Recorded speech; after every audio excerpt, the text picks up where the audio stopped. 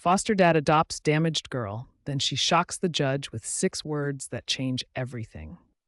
Your support absolutely lights up my world. Before we dive into today's heartwarming story, please hit subscribe. It means everything to me and helps bring you more beautiful tales.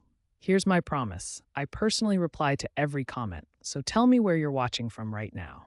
I genuinely love connecting with each of you amazing souls. Ready for this extraordinary journey together? The fluorescent lights of the family court hummed like dying wasps overhead, casting their harsh glare across David Martinez's weathered face. His calloused fingers, hands that had learned tenderness despite decades of wrestling with 2x4s and concrete, tugged at his tie for the third time. The knot felt like a noose around his throat, constricting with each shallow breath he managed to draw. Judge Patricia Coleman's robes whispered against leather as she settled into her chair, and David's pulse hammered against his temples. 4 years. 4 years of breakfast conversations and scraped knees, of homework battles and bedtime stories, all distilled into this single moment when a stranger in black robes would decide whether Sarah Williams could finally, legally, become his daughter. The memory crashed over him like ice water, that February morning when the world was brittle with frost and his apartment echoed with the kind of silence that only comes from living alone too long. Sarah had stood in his doorway, 11 years old and weighing less than his toolbox, her eyes holding the particular emptiness that comes from being unwanted too many times. Mrs. Henderson, the social worker, had delivered the warning like a benediction for the hopeless.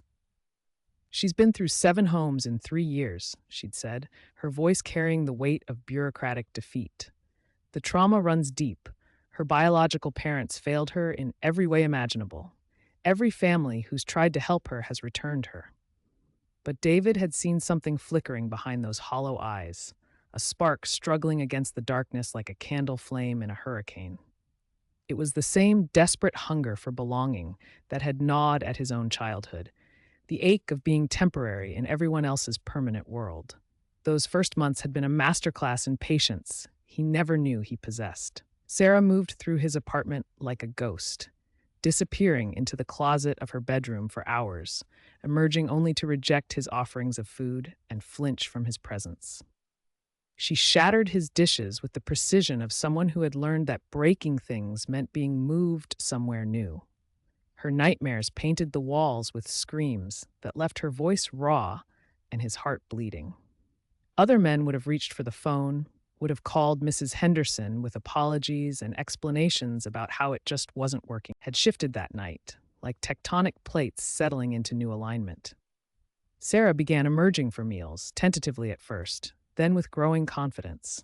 She discovered that his hands, so skilled with hammers and saws, needed her nimble fingers to sort screws and hold measuring tape steady.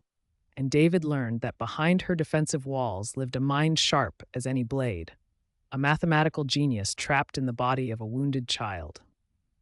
Months dissolved into years, and David watched in wonder as Sarah metamorphosed from a suspicious, broken creature into a young woman who blazed with intelligence and compassion. She conquered every subject her teachers placed before her, joined the debate team, and slowly began to believe that the world might have space for her in it. Most miraculously of all, she started saying "Dad" without being prompted, the word falling from her lips like a gift.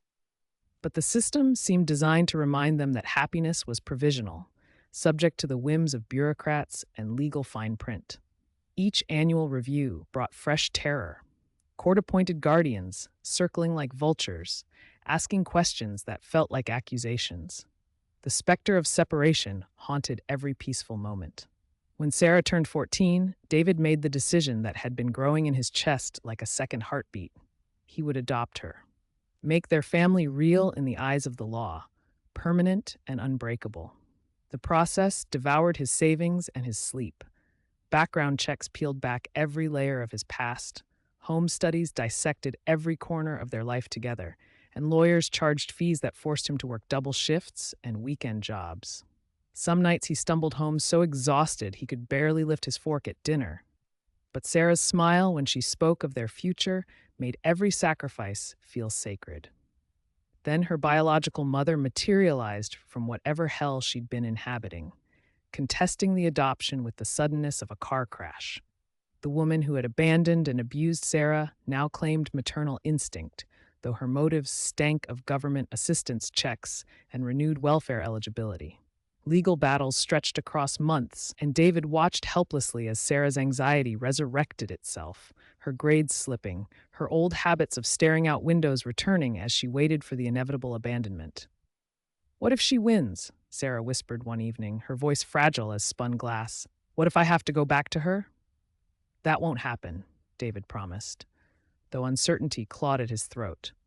"We're going to fight this together. You belong here with me. This is your home." Now, in this courtroom that smelled of furniture polish and broken dreams, David felt the weight of everything they had survived together. Sarah sat beside him in the blue dress they'd chosen for this moment, her dark hair braided with care, her posture radiating a strength that still amazed him daily.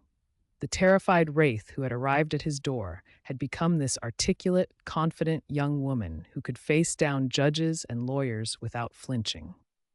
The biological mother's attorney presented their case with rehearsed passion, arguing that blood superseded all other bonds, that rehabilitation programs could resurrect dead maternal instincts. David's lawyer countered with evidence of stability and growth, academic achievements, and emotional healing. The words washed over him like static. Then Judge Coleman did something that made David's heart stutter. She looked directly at Sarah, her voice cutting through the legal theater like a blade. "Young lady, you've been quiet throughout these proceedings. This decision will fundamentally affect your future. Do you have anything you'd like to say to the court?" Sarah rose slowly, her hands clasped before her like prayer. The courtroom held its breath as she looked at the judge, then at David, and finally at the woman whose DNA she carried but who had never earned the title of mother. "Your Honor," Sarah began, her voice clear as winter air, "I know that DNA connects me to my biological mother, but family isn't about genetics. It's about love, commitment, and showing up every single day, even when it's hard." She paused, and David felt his world balanced on the edge of her next words. "When I was 11, I was angry at the world and convinced that nobody could ever love someone as damaged as me. David didn't just take me in. He saw past my anger and my fear. He taught me that I was worthy of love, that I deserved stability, that my voice mattered." Tears began streaming down her cheeks, but her voice remained unwavering. "He worked extra jobs to pay for my school supplies and my therapy. He learned to braid my hair, even though his big hands weren't made for delicate work. He came to every parent-teacher conference, every school play, every debate tournament. He taught me how to ride a bike, how to change a tire, and how to believe in myself."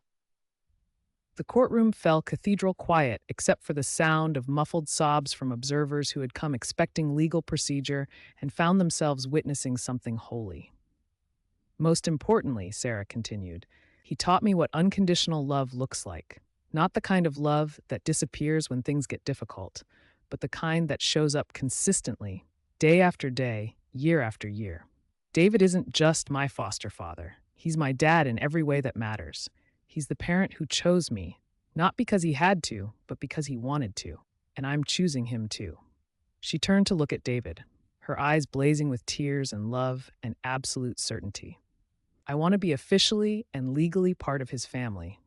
I want to carry his name and know that no one can ever separate us again. He saved my life, Your Honor. Now I'm asking you to help us save our family."